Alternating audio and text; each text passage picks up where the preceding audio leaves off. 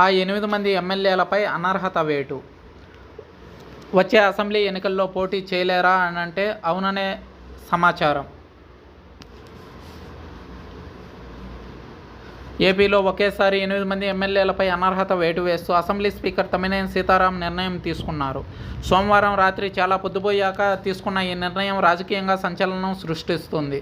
వైసీపీకి చెందిన 4, టీడీపీకి చెందిన 4 ఎమ్మెల్యేలపై స్పీకర్ వేటు వేయడం గమనార్హం.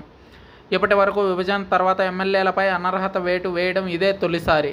పార్టీ ఏదైనా ఎమ్మెల్యే ఎవరైనా సభ నుంచి సస్పెండ్ చేసిన సందర్భాలు ఉన్నాయే కానీ ఎప్పుడూ అనర్హత వేటు వేయలేదు. గత చంద్రబాబు హయాంలో వైసీపీ ఎమ్మెల్యే రోజాను ఏడాది పాటు సభ నుంచి సస్పెండ్ చేశారు. ఇక ఈ స్థాయిలో ఎవరిపైనా వేటు పడలేదు.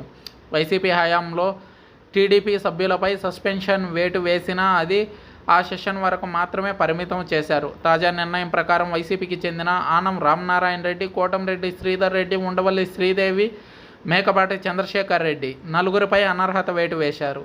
ఇక టీడీపీ నుంచి బయటకు వచ్చి వైసీపీకి మద్దతుగా మారిన వాసుపల్లి గణేష్, వల్లభనేని వంశీ, కరణం బలరాం, మద్దాలి గిరిలకు కూడా అనర్హత వర్తిస్తుందని స్పీకర్ తమ్మినేని స్పష్టంగా పేర్కొన్నారు. దీంతో వారు వచ్చే ఎన్నికల్లో పోటీ చేయనున్నారా లేదా, చేసే అవకాశం ఉందా లేదా అనే సందేహాలు రాజకీయ వర్గాల్లో తెరమీదికి వచ్చాయి. వాస్తవానికి రాజ్యాంగంలోని షెడ్యూల్ 10లో చేర్చిన అంశం ప్రకారం అనర్హత వేటు వేసిన ఎమ్మెల్యే కనీసం 6 సంవత్సరాల పాటు ఎన్నికల్లో పోటీకి దూరంగా ఉండాలి. ఇది ప్రాథమికంగా రాజ్యాంగాన్ని సవరిస్తూ రాజీవ్ గాంధీ హయాంలో పేర్కొన్న నియమం. తద్వారా ఎమ్మెల్యేలు జాగ్రత్తగా ఉంటారని, పార్టీలు మారకుండా ఉంటారని, ప్రజల తరపున నిలబడతారని భావించారు. అయితే ఈ అనర్హత వేటు ప్రక్రియే తర్వాత కాలంలో భ్రష్టు పట్టింది. తమకు నచ్చని ఎమ్మెల్యేలపై వేటు వేయడం, తమ మాట వినని ఎమ్మెల్యేలపై కక్ష తీర్చుకోవడం అనే కాన్సెప్ట్ తెరమీదికి వచ్చింది. ప్రస్తుత రాజకీయ విశ్లేషకులు కూడా ఇదే భావిస్తున్నారు.